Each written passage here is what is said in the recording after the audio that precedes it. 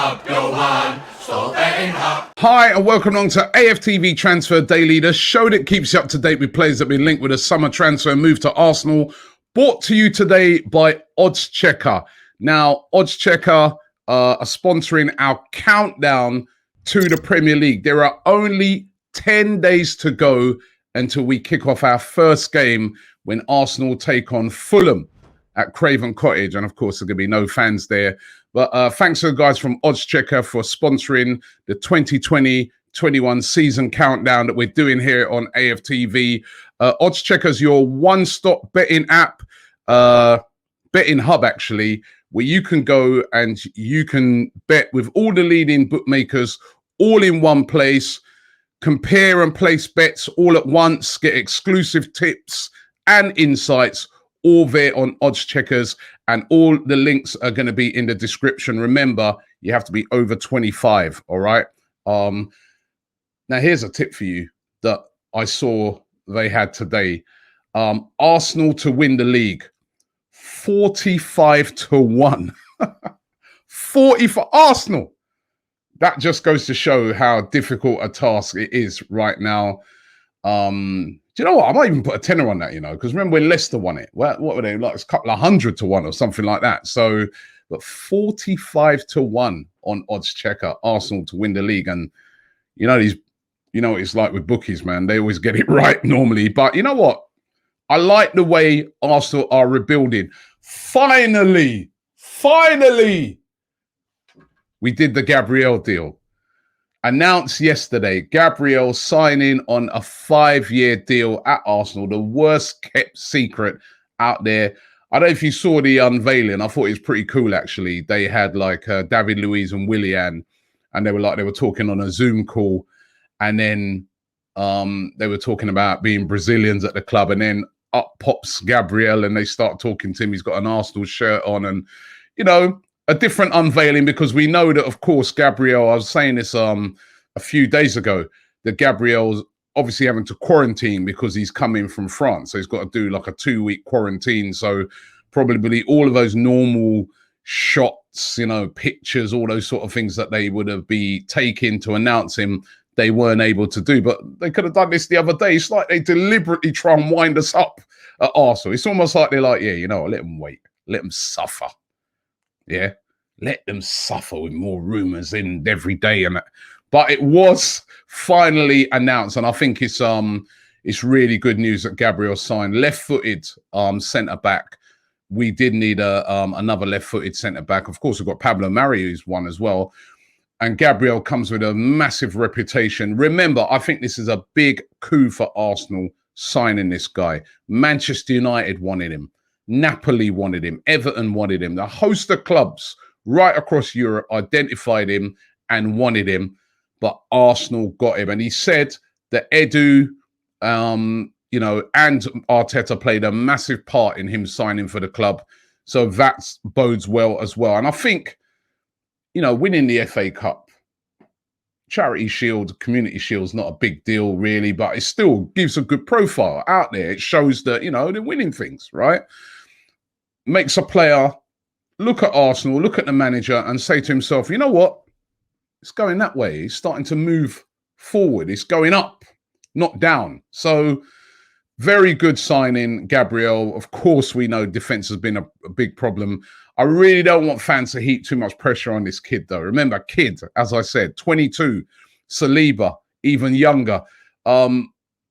They're going to have to be guided into the Premier League. They're great talents, and that's why we signed them for such long contracts, but they're going to have to be guided in. David Luiz is going to play a very important part, being Brazilian as well. You know, there's loads of Brazilians at Arsenal now.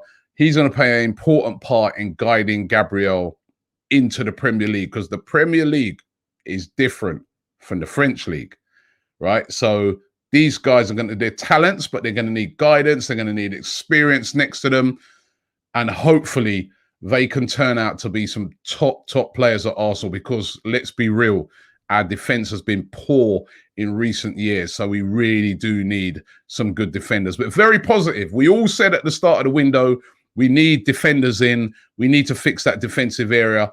At least it looks like Arteta is trying to do that that is good news. But what's going to happen to Hector Bellerin? This one is really interesting at the moment. PSG said to be quite deep in talks to sign Hector Bellerin. He's valued at around, well, they're valuing him, should I say, at around about £25 million.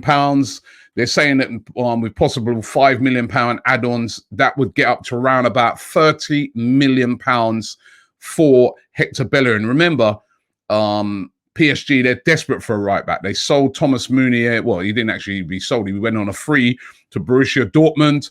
Now they need a specialist right-back, and they've identified Hector Bellerin. I've said before, Hector Bellerin is a big name in football. You know, he's sort of a name brand player, you could call him. We know that he had a dip at Arsenal. A lot of that's to do with his injury. But you know what? He's starting to come back. He played very well in the FA Cup, in the Community Shield. He's played well under Mikel Arteta. He really has. Is it the right time to sell him? You know?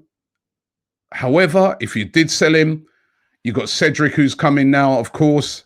You've also got Ainsley Maitland-Niles, who looks like he's going to be staying, who can also play in that position. And it would help to raise funds to go after other targets. £30 million would be a big deal of money for Arsenal to get. So do we keep him or do we sell him? Bayern Munich, Juventus also said to be interested in him. So that might even push the price up a bit. What do you guys think? I know I asked you this question yesterday. I'm asking it again. I saw some of the comments. It was kind of mixed. Some of fans were saying, yeah, come on, cash in. Other fans saying, no, this guy, you know, is a bit of a talisman for the team. He's been at Arsenal since he was a kid. He knows what Arsenal's all about. Now he's playing well. Why are we selling him? He could be an important player going forward. But certainly, if Arsenal were to get £30 million for him, that would be a good deal. It's said that the board are sort of oohing and ahhing about the whole thing at the moment because they're split, just like a lot of fans are. Some of the board members are saying, yeah, let's get that money. Others are saying, no, you know what? This guy, he's Arsenal. He's Arsenal through and through. Why? Going to be really interesting to see what happens. But PSG are in talks. That's always a sign that that could happen. And we know that PSG, they're not short of a few bob. They've got the money to make this deal happen. So it's going to be really interesting. And plus as well, there's rumours that Hector Bellerin is up for a new challenge. He's been at Arsenal, as I said, since he was a kid. Going to PSG, first of all, you guarantee you're going to win something. You're going to win the league, at least. And, you know, they did get to the final of the Champions League last season, and they'll be going full pelt again this season. So it'd be a great move for Bellerin if he did go. So what happens with Hector Bellerin is going to be really interesting to see. If Arsenal did get £30 million in for him, that could go towards this guy. Thomas Partey, we all know about the £45 million release clause. There's rumours that came out yesterday that Partey said, well, not that he actually openly came out and said it, but the rumours are that he wants to move to Arsenal, but he's not going to force a move to Arsenal. So in other words, he'll sit tight.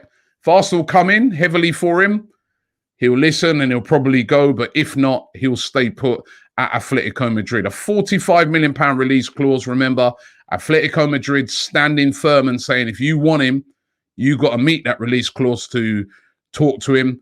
If we met that release clause, all the sounds are that we'd get him because he'd want to come. He would be brilliant for our midfield. However, I've been saying this all along. If we did bring him in, what happens to Lucas Torreira? Surely he'd have to be sold. But then if you add what you get for Torreira, and remember, there's a lot of clubs interested in signing Torreira at the moment. So if you added that in alongside the money that you'd get for, say, selling a Bellerin, that's over £60 million or around about £60 million, you know, minus 45 million to get Partey. That would work out brilliantly because remember, we've got two right backs to cover Bellerin, and Partey would be coming in to cover, or not to cover, but to take over from Torreira. So that would make sense. So it's going to be really interesting to see how this all plays out. Really, really interesting. And then, of course, there's Hossim Aouar. Again, another player that Arsenal are said to be interested in. He's currently on quarantine because he got the coronavirus. He's asymptomatic. He's obviously self-isolating at the moment. Arsenal might go in for him. Again, that'd be a lot of money. They're said to be massive admirers of him. They're said to be really, really interested in possibly having a go at him as well. So that will be interesting. But movements are being made. And it's going to be very interesting to see what happens. Certainly, if Arsenal can get some of those targets. And certainly, so far, the transfer window, you've got to say, has been decent. Gabriel, defender, Willian, positive signings, really. Positive signings. If we can get Aubameyang tied down, which looks like that's almost, that could even be announced possibly today or tomorrow. Again, positive. Then go out there and get a Partey. I mean, that's starting to look like a great window and starting to really strengthen the team. If you could get Aouar on top of that, wow. We're not used to them type of windows. We'd be like, yeah, no, it can't be Arsenal. Those odds are 45-1 by odds checker might drop down. So interesting to see how that will all turn out. Now, did you know, I'm showing you a picture of Mesut Ozil right now, on the 2nd of September, this day in 2012, Mesut Ozil signed for Arsenal for £42 million, a record at the time for Arsenal. £42 million. I remember the excitement when he signed. I remember I was down at the Emirates and we were speaking to fans and literally, I will never forget it. Fans from the local area came out onto the street, roadblocked the whole street around the Emirates, the roundabout where just in front of the Armory. No cars could get through. It was like carnival scenes out there. Honestly, I'll never forget it. It was unbelievable. Fans out in the street, fans, chanting. And when I was interviewing some of these fans, they were like, this is it now. We're gonna challenge. We're gonna do stuff. Well, it didn't work out that way. We've seen excellent times from Mesut Ozil over the years, but has he ever really lived up to that price tag? Has he ever really lived up to the hype? I think sometimes he did. And then also we asked the question, did Arsenal ever really give this guy the tools to be able to operate in the way he wanted to? For a time under Alexis Sanchez, when Alexis Sanchez was there, he was brilliant, playing alongside Alexis Sanchez. But is it Arsenal, the board's fault that they never brought in that defensive midfielder behind him? They never surrounded him with other great players that he could really have shone.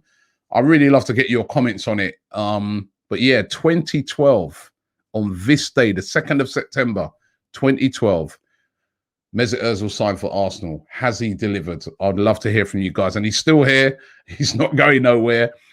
And he's on a bumper contract. Will he come back into the side? That's another one. Will he come back into the side this season if he stays? Going to be really interesting to see. Thanks again, once again, to Odds Checker. Don't forget, as I said, the link is in the description.